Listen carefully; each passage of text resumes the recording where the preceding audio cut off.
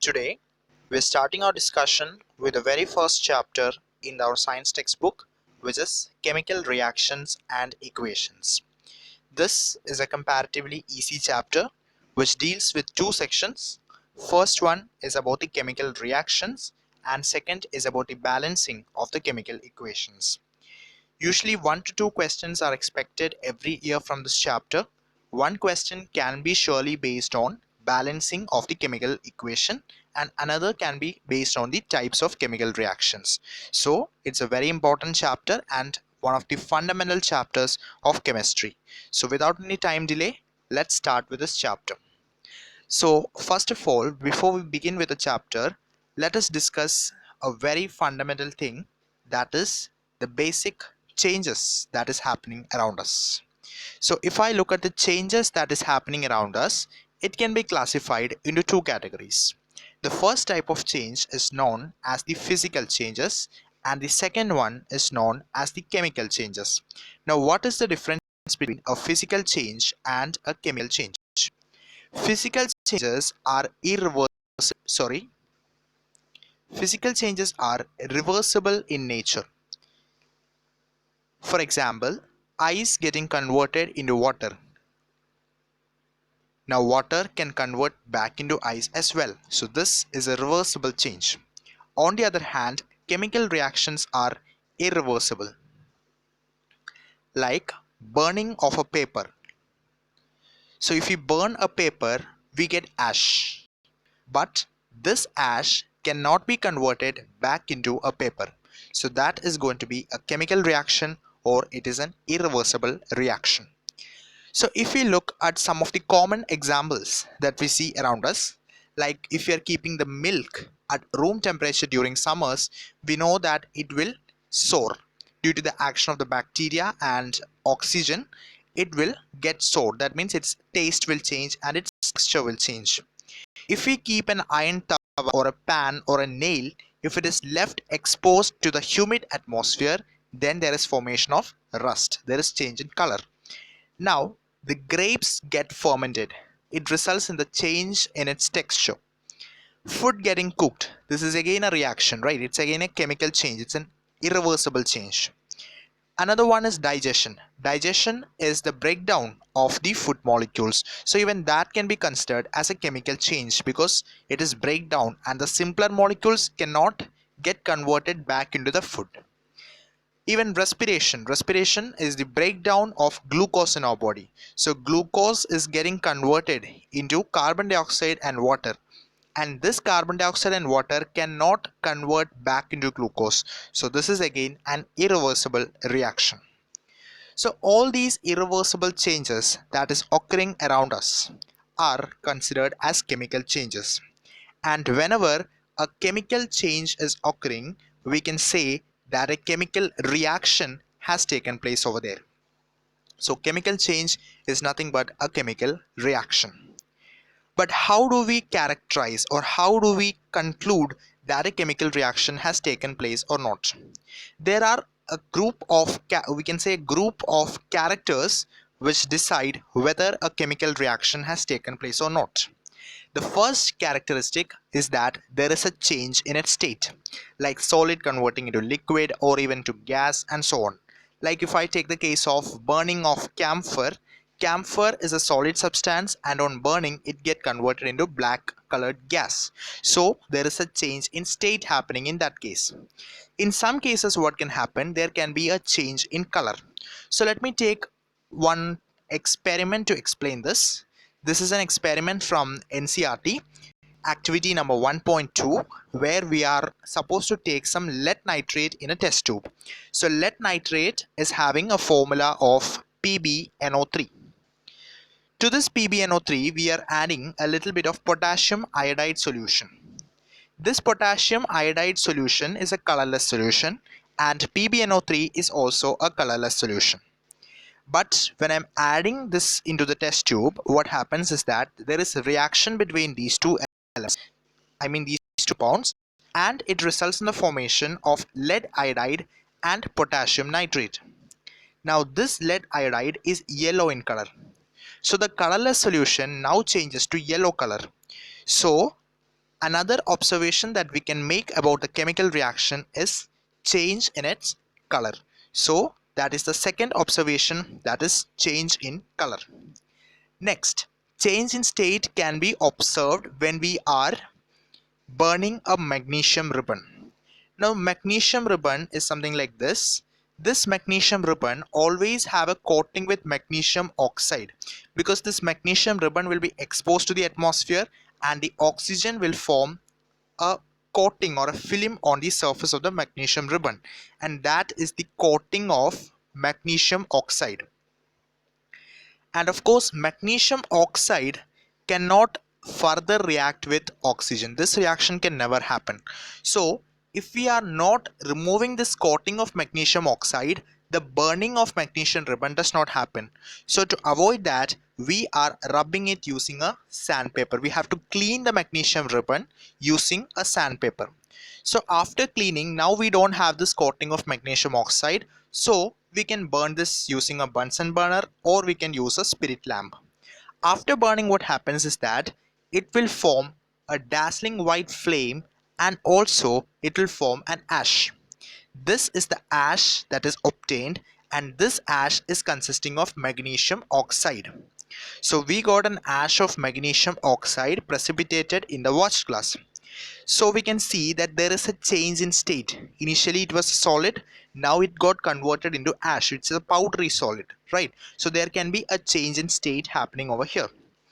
In the second case, in the second experiment, we have seen a change in color. Now let us take another observation. If we are taking a few zinc granules in a conical flask, and to this we are adding some drops of dilute sulfuric acid. So be careful while adding the dilute sulfuric acid. I'm taking zinc.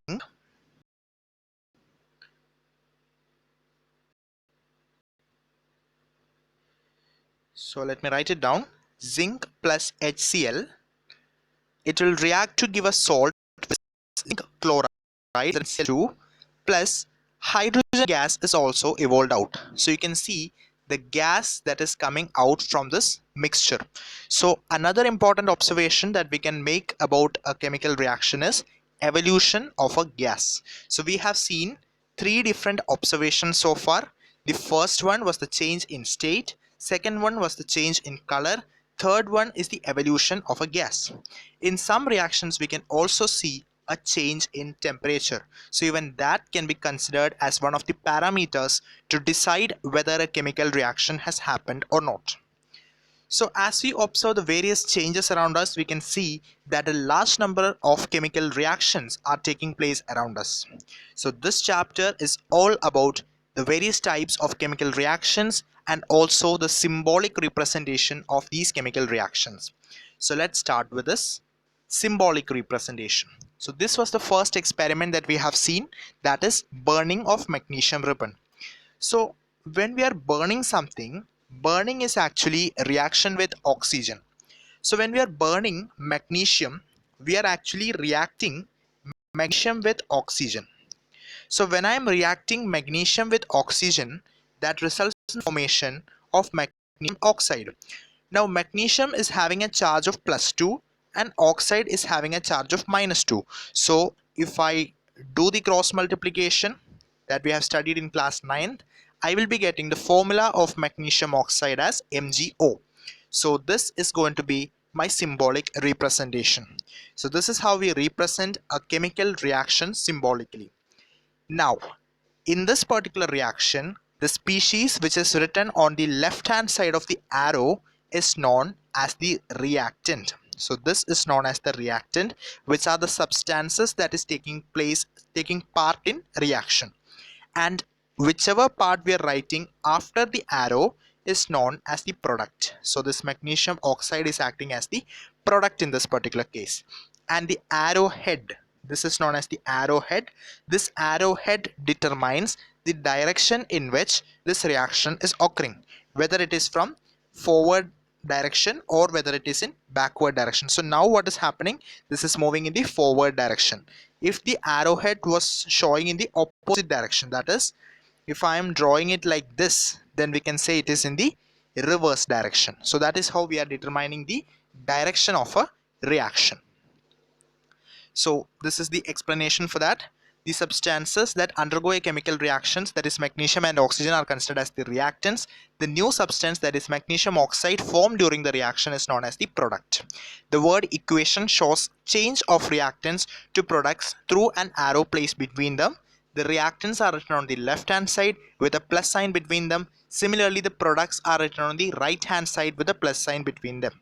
The arrowhead points towards the products and shows the direction of the reaction. So now let us take the second one, that also we have represented in the simplest symbolic form. Here we had lead nitrate reacting with potassium iodide, so that is what I have represented it over here. PbNO3 plus Ki giving Pbi plus KNO3. The third one, that is the experiment with hydrochloric acid, zinc with hydrochloric acid, that we can represent it as follows. Zinc plus HCl, we can in the bracket we can write dilute, giving ZnCl2 plus H2 gas. Now let us recollect one of the famous laws of chemical combination, which is known as law of conservation of mass. Now what was law of conservation of mass? Law of conservation of mass states that mass can neither be created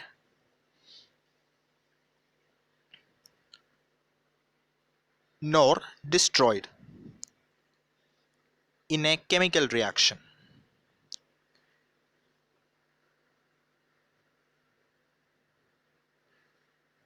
That means the mass of reactants should always be equal to the mass of products, right? So now let us take the example of magnesium oxide formation. There we have seen magnesium is reacting with oxygen, forming magnesium oxide. So here, if I am checking the mass of magnesium, here I have 1 mole magnesium reacting with 1 mole oxygen, giving 1 mole magnesium oxide. This is what I can infer from the equation. So here,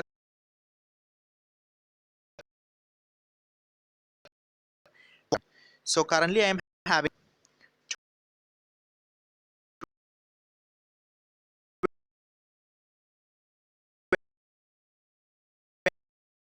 20.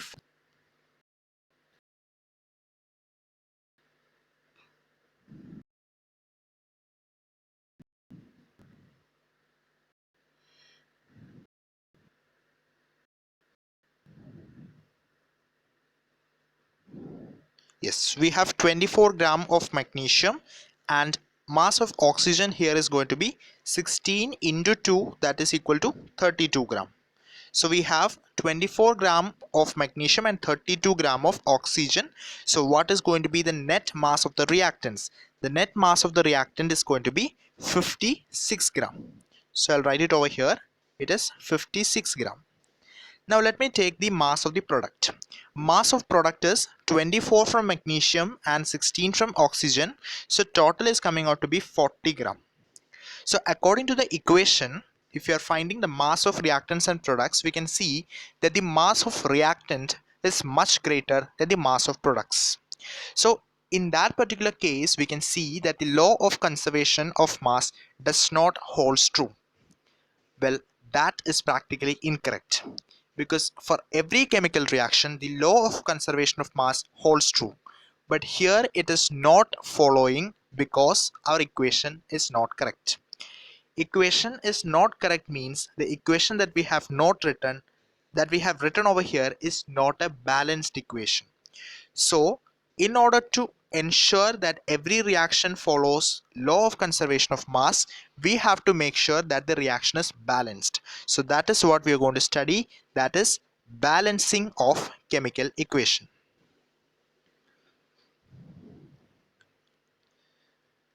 Now before we move to balancing of chemical equation, let us classify the reactions, basically the equations, into two categories. So chemical equation can be divided into two categories. The first one is known as skeletal equation and the second one is known as balanced equation. Now what exactly is skeletal equation? Skeletal equation means it is unbalanced equation. The equation which we have just seen, Mg plus O2 giving MgO, is the unbalanced equation.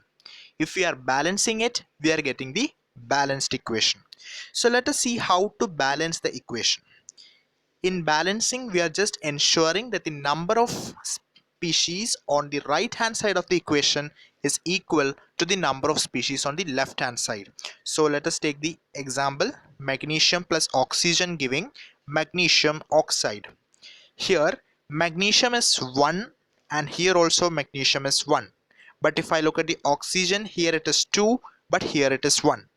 To make this 1 oxygen as 2 oxygen, we have to multiply it with 2. But we cannot simply multiply 2 with the oxygen alone because it is in the compound. So we have to multiply, we have to put a 2 over here. That means we are taking 2 molecules of magnesium oxide now. But now what happens, the number of magnesium changes to 2. Now the oxygen is balanced, but magnesium is 2 here and 1 here.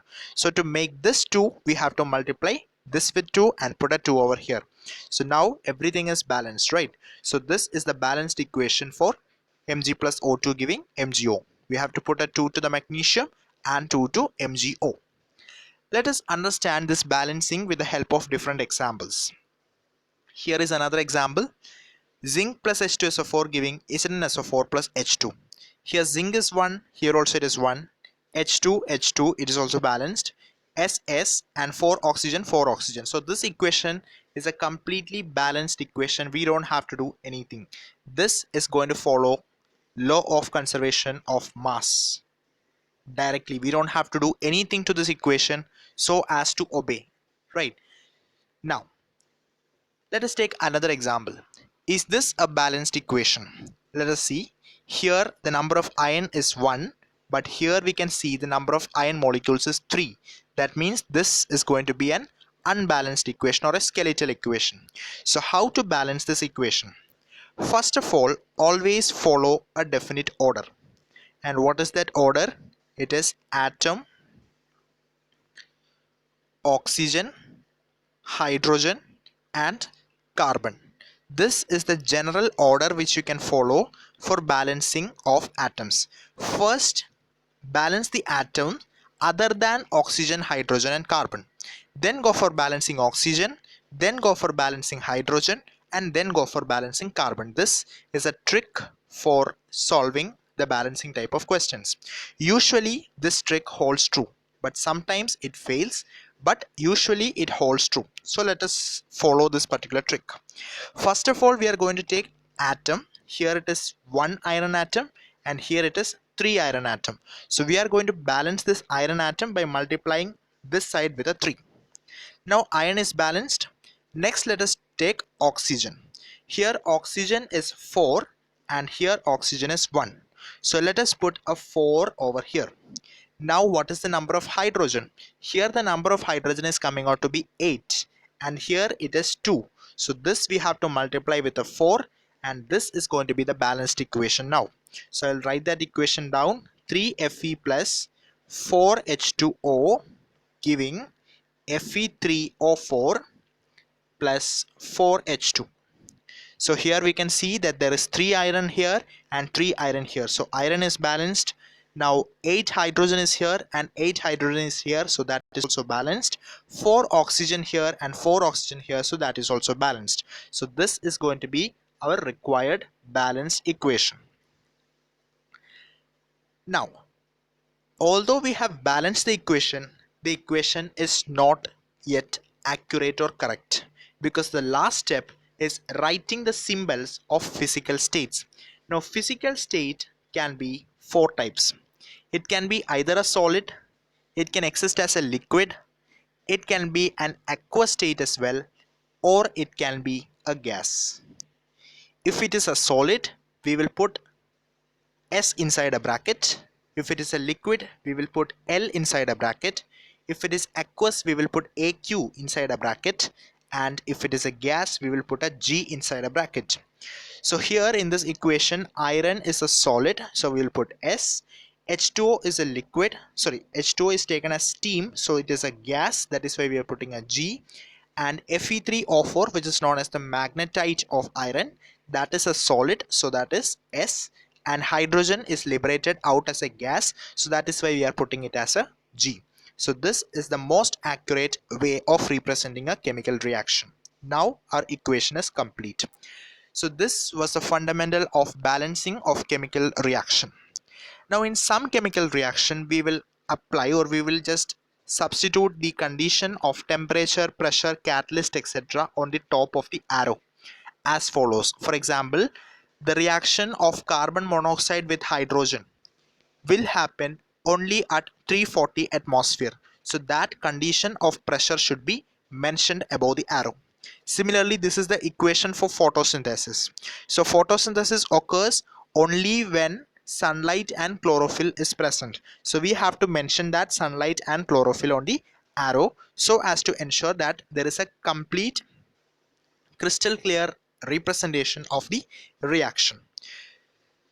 So with this we conclude the first part of this chapter, that is balancing of chemical reactions, chemical equations. Let us discuss some of the questions related to this. First one is, why should a magnesium ribbon be cleaned before burning in air? This is to avoid MgO coating. Second question, write the balanced chemical equations for the following chemical reactions. So let us try this one by one. So you can keep your pen and paper aside and you can give it a try, pause the video, give it a try, and again start the video to check the answer. So let us start with the first one, hydrogen plus chlorine giving hydrogen chloride. So let us write down the equation first, H2 gas plus Cl2 gas giving HCl. This is aqueous. So this is the equation that we have to balance. Look at the hydrogen, it is 2 here and it is 1 here. Chlorine is 2 here, 1 here. So to make this 1 into 2 and this also into 2, let us multiply this with a 2. So this is the balanced equation. Moving on with the second equation, barium chloride plus aluminum sulfate. So let me write down the equation. Barium chloride formula is BaCl2 plus aluminum sulfide is Al2SO4 thrice. This is going to give us barium sulfate, which is BaSO4 plus aluminum chloride, which is AlCl3. If you are still having confusion regarding how to write the chemical formula of species, please do mention in the comment section below. I will be making a separate video in the playlist Funda Box, where I will be covering the fundamentals of various topics of physics, chemistry and biology which was taught in earlier classes, but you are having still a confusion in those topics. So please do mention if you have a doubt in how to write the chemical formula of these species. So now we got the skeletal equation. Now we can balance this. Barium is 1 here, barium is 1 here also. Chlorine is 2 here, but chlorine is 3 here. So let us put a 2 over here and let us put a 3 over here. So now chlorine is 6 here and chlorine is 6 here. So it is balanced. This is a heat trial method. We have to do it multiple times, then only we can do it easily. Now the problem is with barium. Barium is 3 here and barium is 1 here. So let us put 3 here. So barium is 3, it is balanced. 3 sulfate and here also it is 3 sulfate. 2 aluminium and here also it is 2 aluminium. So it is balanced. Now this is the way of balancing this equation. Let us try with the next one. Sodium plus water giving sodium hydroxide plus hydrogen. Sodium is Na plus water H2O giving sodium hydroxide NaOH plus hydrogen is H2. So here Na is here and that is balanced 1 1, it is balanced. But now here what happens is that oxygen is 1 here, oxygen is 1 here, that is also balanced. But look at the hydrogen, here it is 2 and here it is 3. So the easiest method is, if I convert this into 1 by multiplying this hydrogen with a half, now the equation becomes balanced, right? Here it is 2 and here it is a 1 and here it is half into 2, that is a 1. So 1 plus 1, 2. So this side is balanced now and this side is also balanced. But to give it a final picture, let us multiply the complete equation into 2. So now we are getting 2Na plus 2H2O giving 2NaOH plus H2. So this is the trick for solving these kind of questions. Sometimes we can use decimals as well so as to do balancing quickly. Now let us move on to the next question, which is a statement based question. We have to convert the statement into balanced chemical equation. Solution of barium chloride, that is BaCl2 aqueous, is treated with sodium sulfate, that is Na2SO4 aqueous,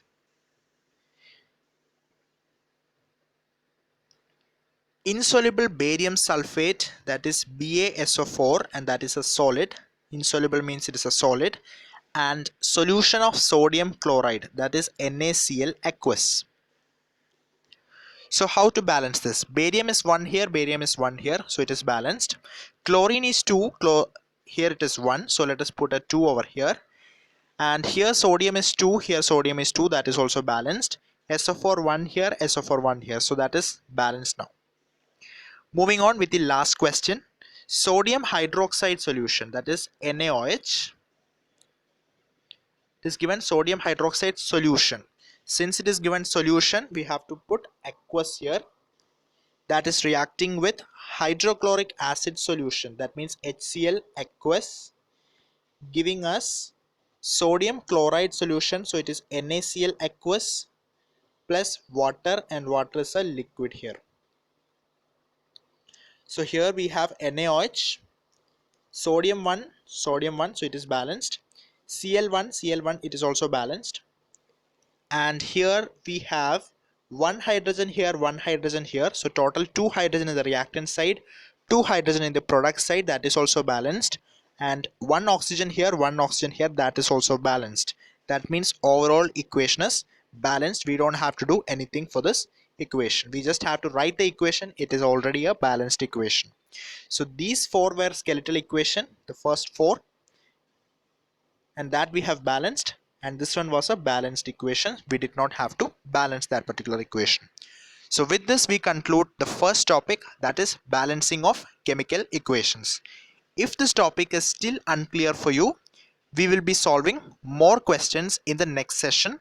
Please do mention if you have to solve more questions based on chemical equations, balancing of chemical equations. So now let us move on to the next topic, that is types of chemical reactions. The chemical reactions which are occurring around us are of different types.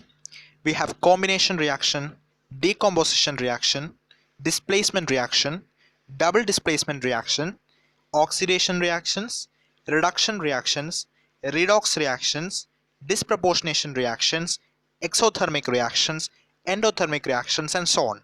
So let us learn some of them in detail. First of all, how does a chemical reaction take place? Chemical reaction takes place because of breaking and making of the bonds between atoms. What does it mean? Suppose I have a compound AB where the bond is formed between A and B. I have another molecule, that is CD. So the bond is formed between 2 atoms C and D. Now I am going to break this bond. Similarly, this bond also I am going to break. Now a bond is going to be formed between A and C, suppose. So that results in the formation of a product AC. And if a bond is formed between B and D, then it results in the formation of a compound BD. So this is how a chemical reaction occurs. So a chemical reaction occurs due to breaking and making of a bond. Let us now look at the types of reaction. The first one is known as a combination reaction. So to explain combination reaction, let me take a real life scenario. Let us assume that you're going for a picnic. So before going for the picnic, what you have to do? You have to pack up things, right?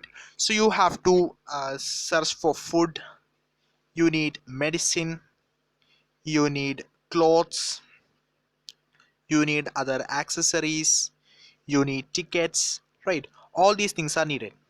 So what you're going to do, this food will be in particular location in your house, medicine will be somewhere else, clothes will be somewhere else. So what you are going to do is you are going to collect all these together, you are going to combine all these things together, and you are going to place them together to form what is called as your luggage. Similarly, in chemistry, combination reaction means more than one reactants are combining to give a single product. So here we can see that many things have combined to form the luggage. Luggage is not just about clothes, it is not just about medicine, it is combination of all these things. Similarly, more than one reactants are combining so as to give a product. This is known as a combination reaction. So if we look at an example for combination reaction, this is the most simplest example. We are taking a beaker, and in the beaker we are going to take calcium oxide. Now what is calcium oxide? Calcium oxide means quick lime. It is also known as quick lime. To this quick lime we are going to add some molecules of water. In fact, water is taken in excess. So when we are adding water, what happens is there is formation of a compound that is slaked lime. Along with the formation of slaked lime, that is CaOH twice calcium hydroxide, there is release of enormous amount of heat. So here what happened, we had two compounds in the reactant side that is getting combined to form a single product. So more than one reactant, let us take a general reaction, R1 plus R2 plus etc., more than one reactant is giving a single product. This is known as a combination reaction.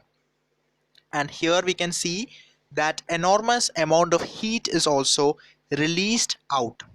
That is why this reaction is considered as an exothermic reaction. So what is exothermic reaction? Exothermic reaction is the reaction in which heat is released along with the formation of products. Products is formed, but in addition to that, a large amount of heat is also released. That is known as exothermic chemical reactions. Examples for exothermic reactions include burning of natural gas. Natural gas means CH4. CH4 is methane, also known as marsh gas. Methane is also known as marsh gas. Now this marsh gas is what is seen in the biogas. So in the biogas plant, this particular gas is released, and that is releasing a large amount of heat, and that heat is used up for cooking purposes. Next example of exothermic process is respiration. Now how is respiration acting as an exothermic process? We know that the food that we eat, like the rice, the potatoes, the bread, all these things are containing carbohydrates. Different types of carbohydrates are present. These carbohydrates are broken down to form glucose molecule. Now this glucose molecule will go into each and every cells in our body. Inside the cells, these glucose molecules, they will react with oxygen, and as a result of which it results in the formation of carbon dioxide, water, and also a large amount of energy is released in the form of adenosine triphosphate molecule, that is ATP molecule. There is a sequence of events. It is more than 20-step event, and that is happening inside each and every cell of our body, and it results in the formation of carbon dioxide, water, and energy in the form of ATP.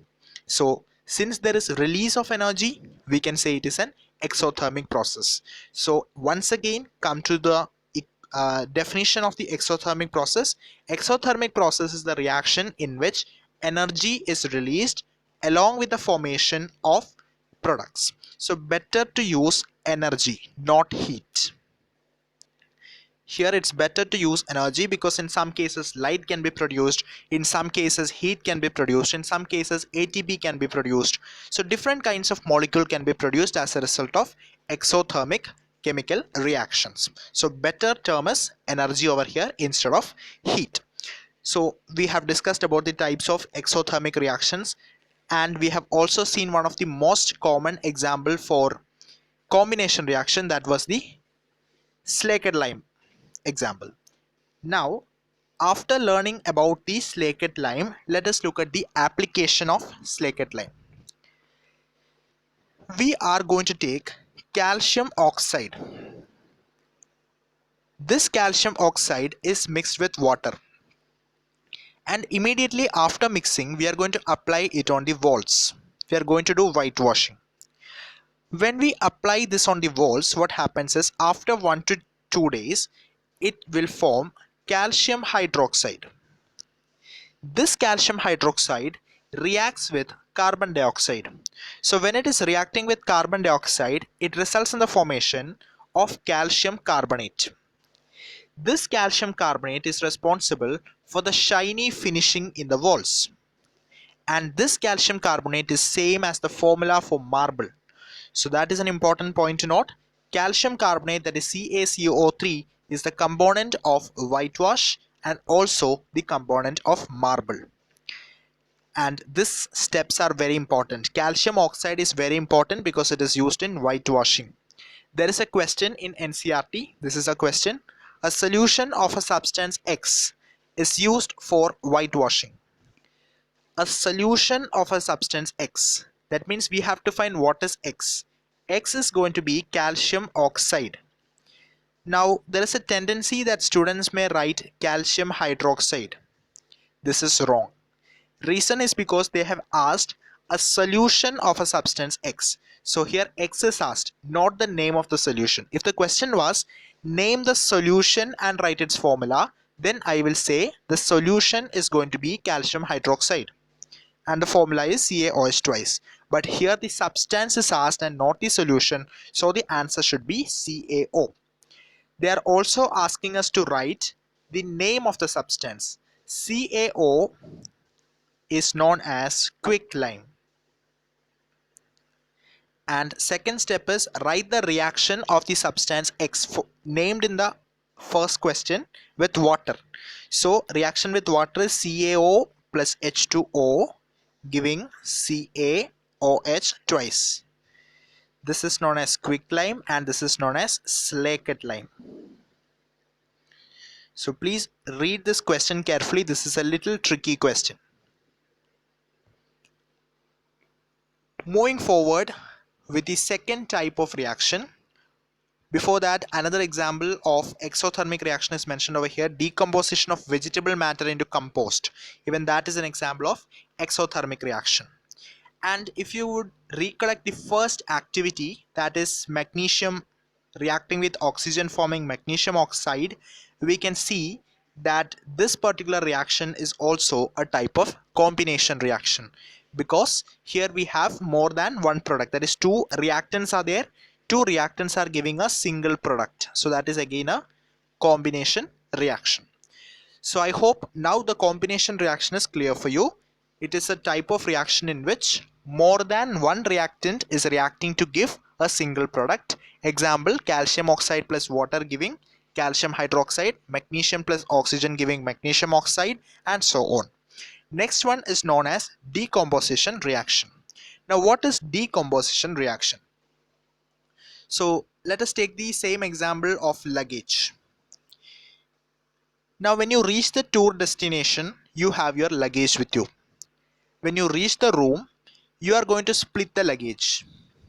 Whatever was there, your food, your cloth, everything you are going to separate and keep.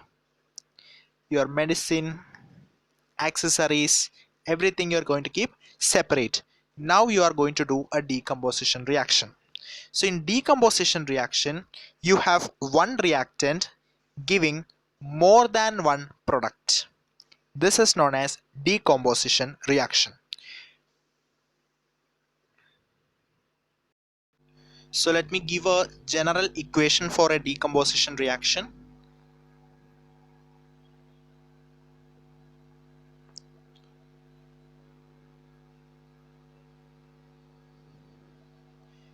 We have a single reactant which is giving more than one product. So this is the general representation of a decomposition reaction. So let us take an example. For that I am going to take ferrous sulfate crystal. Ferrous sulfate is FeSO4 dot 7H2O. This is the formula for ferrous sulfate that is mentioned in NCERT clearly. And what are we going to do? We are going to heat it. So when we are heating, this molecules of water, 7 molecules of water is lost, and ultimately we are getting anhydrous ferrous sulfate, that is without water molecules. This is green in color. So this green colored ferrous sulfate is obtained. We are heating it. Now we are getting a brown colored ferric oxide, that is Fe2O3, along with the liberation of two gases. One is SO2 gas and another is SO3 gas. So here we can see that 3 products are formed from a single reactant. Hence, this is an example for decomposition reaction. Another example is the decomposition of calcium carbonate. When calcium carbonate is heated, what is happening? It is consuming this heat, and using that it is splitting up to give calcium oxide and carbon dioxide. So this was just the opposite of what we have seen in exothermic reaction. Here heat is consumed in the process, and as a result of which we are getting products. So the reaction in which heat or energy is consumed is known as endothermic reaction.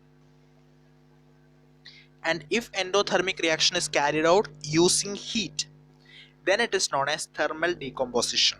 So thermal decomposition is the process in which heat is used for the decomposition purpose. Another example is mentioned over here. We have lead nitrate. So when lead nitrate is heated in a test tube, we will be getting lead oxide along with the liberation of two gases. One is NO2 gas and another is oxygen gas. So this is another example for decomposition reaction. Now, this is a little tricky reaction, so let us learn this in detail. This is decomposition using electricity, that is known as electrolysis. So let us understand electrolysis in a little detail. For electrolysis, I have to take a container. So I'll draw a container here. So inside this container, I am going to keep 2 electrodes. Something like this. Now what are electrodes? Electrodes are basically some metals. Now you are going to connect it. Connect it to an external source of battery or a cell through a switch, and the side which is connected to the positive end, another end is connected to the negative end. So this is going to be the anode and this is going to be the cathode. Now you are going to keep a test tube over here and another test tube over here. You are going to put a little bit of water so that these 2 electrodes are immersed in the water. Now we are going to plug in the key so that the electricity flows through the circuit. Now what happens is that due to the flow of electricity, this water undergoes decomposition. Due to electricity, water is undergoing decomposition and it will be liberating one gas in this particular electrode and another gas in this electrode. What are these gases now? The gases are hydrogen and oxygen. In one test tube, we are getting hydrogen gas, and in other test tube, we are getting oxygen gas. So in which test tube are we getting hydrogen and oxygen? That is not to be discussed here because that is explained in electrochemistry of class 12th. So just understand this much, that the gases that is formed in these 2 test tubes are hydrogen and oxygen.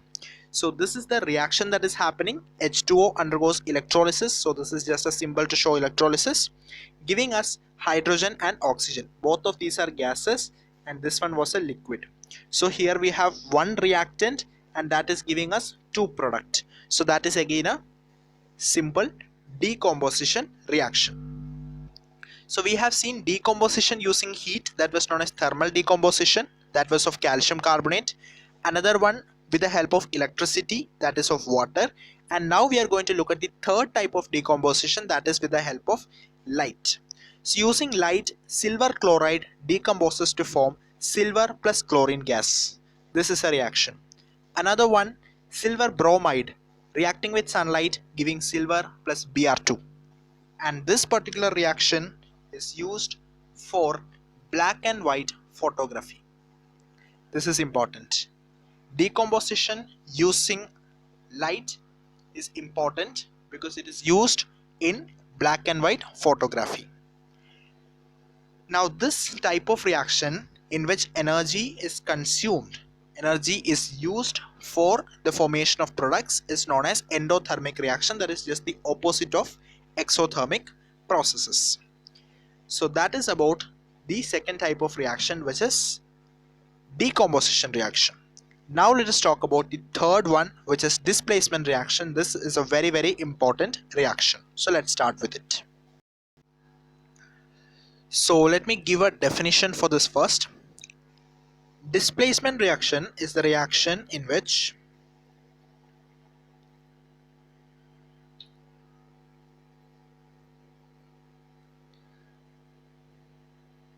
a more reactive metal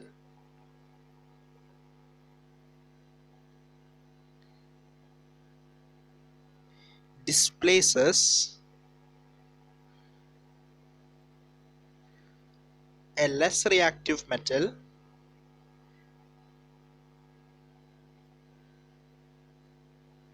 from its salt. So it is a reaction in which a more reactive metal displaces a less reactive metal from its salt. I will explain with the help of an example. So here we have three examples with us: iron, zinc and lead. We are going to treat iron, zinc and lead with copper.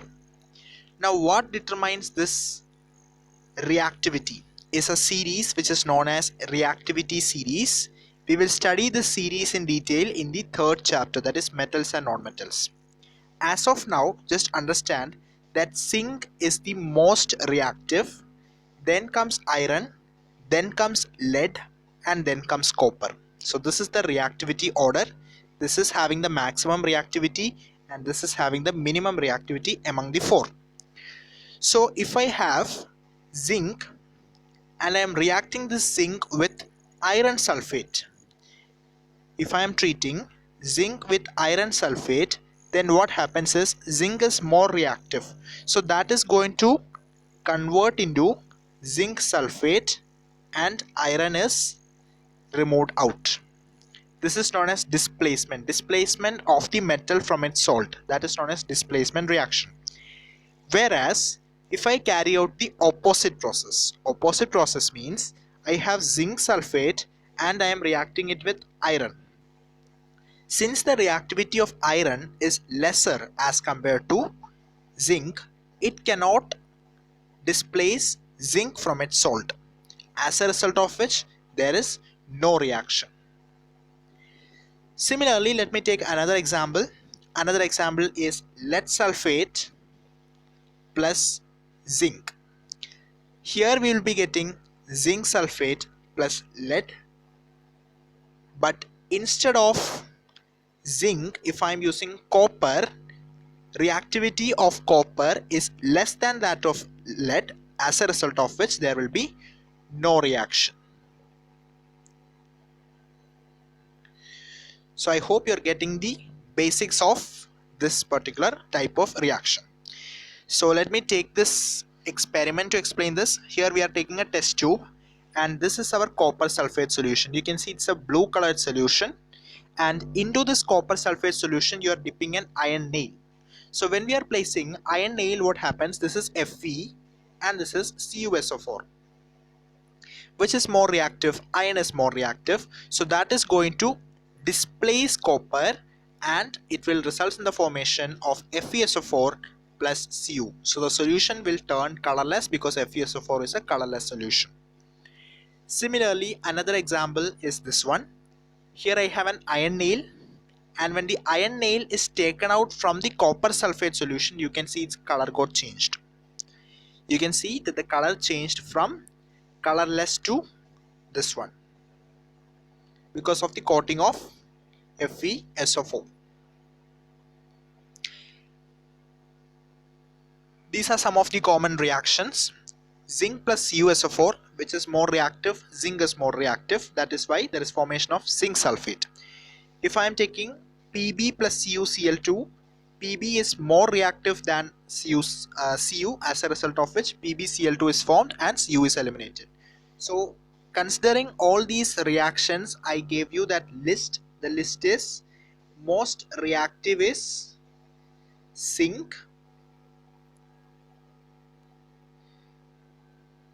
then comes iron, then comes lead, and then comes copper. Please note this list down in the NCERT in the side of these reactions so that it is easy for you to study this reactivity series. Usually questions from this chapter will be based on these four elements, that is zinc, iron, lead and copper. So note this down. Once you note it down, let us look at the next type of reaction, which is double displacement reaction. Now double displacement reaction is also known as the precipitation reaction. What is double displacement reaction? Exchange of ions between the reactants is known as double displacement reaction. So here sodium sulfate and barium chloride is there. So this sodium will take up chlorine from this one, and this barium will in turn takes sulfate from the other one. That is known as double displacement reaction. One displacement happens here and another displacement happens here. So double displacement is happening and there is formation of precipitate down. We can see some white precipitate coming at the bottom. That is why it is known as precipitation reaction.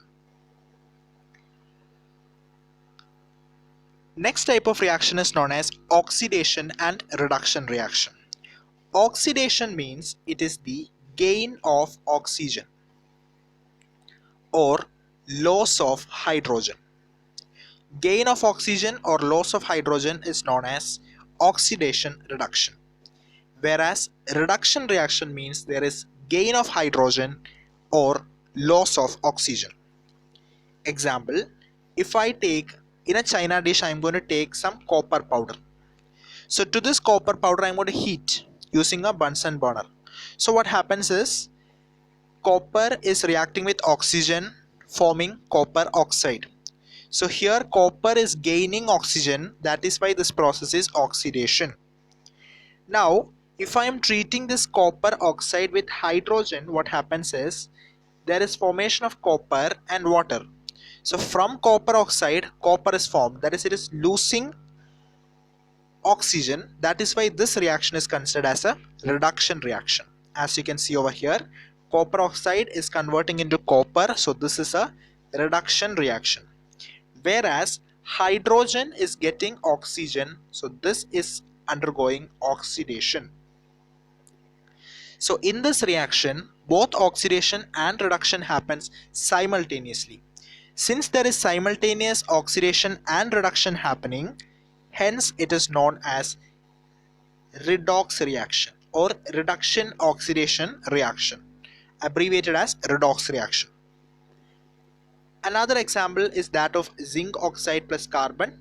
Here zinc oxide is converting into Zn, so that is reduction, and carbon is converting into carbon monoxide, that is oxidation. MnO2 converting into MnCl2, that is loss of oxygen, so it is reduction. HCl converting into Cl2, that is loss of hydrogen, hence this is going to be oxidation. So you can get questions related to which species is getting oxidized and which species is getting reduced. Identify redox reaction, identify oxidation reaction. These type of questions are commonly asked from this particular section. So once you understand redox reaction, let us look at the practical applications of redox reactions in daily life. Two applications we are going to study. First one is known as corrosion. Now what is corrosion? Corrosion means it is attacking a metal by substances around it, such as moisture, acids, etc. Suppose if we have an iron pillar, this iron pillar is exposed to moisture or traces of acid from the acid rain. This can result in corrosion and it can result in black coating or even a brown coating on different surfaces. This process is known as corrosion. Now, corrosion can cause severe damage to car bodies, to bridges, iron railings, ships, and so on. And this is indeed a very serious problem. Every year, a large amount of money is spent to replace the damaged iron, especially in the iron railings and bridges. Even crores and crores of rupees are needed for preventing this corrosion. And the common methods of methods of curing corrosion includes: first one is galvanization, that is coating by zinc. Another one is painting. Then another one is electroplating, etc. These are some of the methods in which we can prevent corrosion. Moving on with the second application, that is rancidity. Rancidity is again an oxidation. Oxidation of fat or oil is known as oxidation. You might have seen the bingo or the kurkure packet, right? That is having a large amount of air. Air volume is very high as compared to the food volume. What is the reason for this? This air is nothing but nitrogen. Nitrogen is a substance known as antioxidant. Antioxidant prevent the oxidation of fat. That is why the food that is kept inside such packets does not get damaged easily. So to prevent the rancidity or the oxidation of fat, antioxidants such as nitrogen are added to the food packets. So that is why we can see that large amount of gas instead of large amount of food item. Also, tight packing can be done, or packing in airtight containers can be done, so as to ensure that oxidation is slowed down. So these are the two methods in which rancidity can be prevented. First one is by using antioxidants like nitrogen, and second one is tight packing.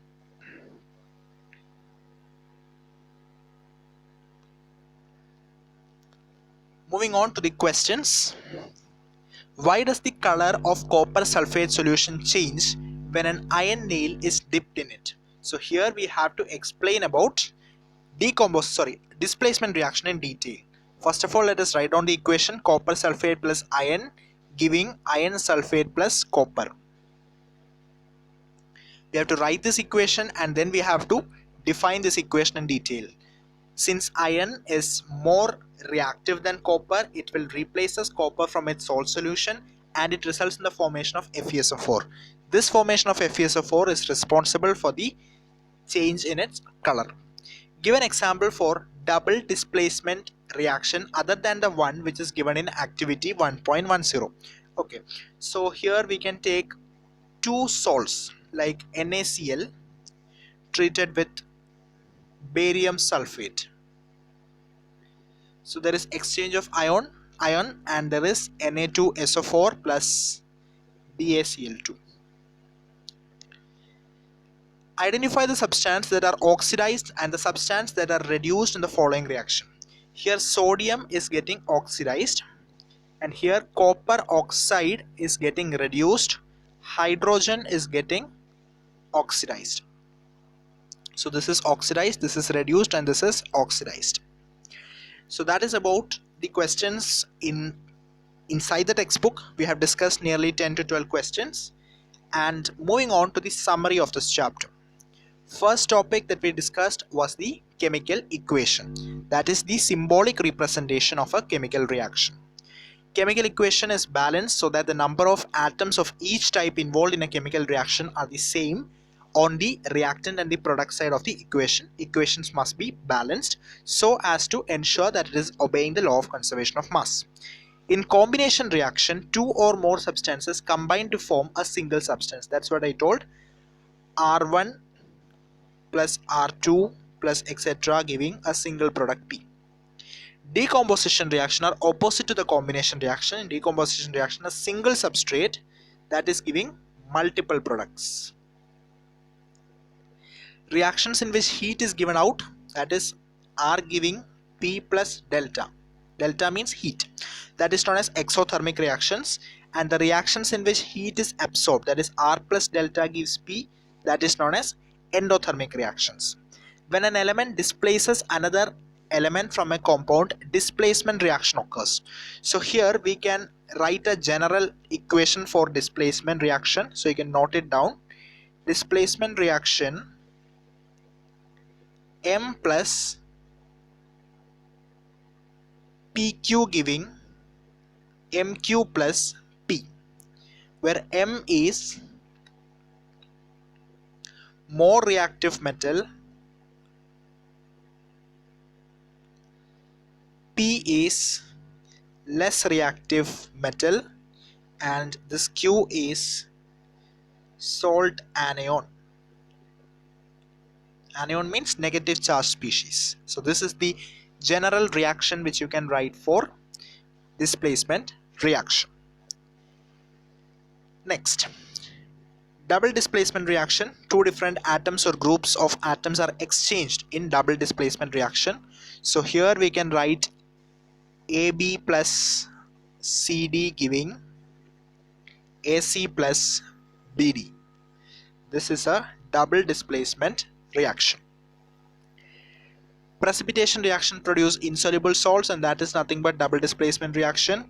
Reactions also involve gain or loss of oxygen or hydrogen by substances. Oxidation, the gain of oxygen or loss of hydrogen, and reduction is the loss of oxygen or gain of hydrogen.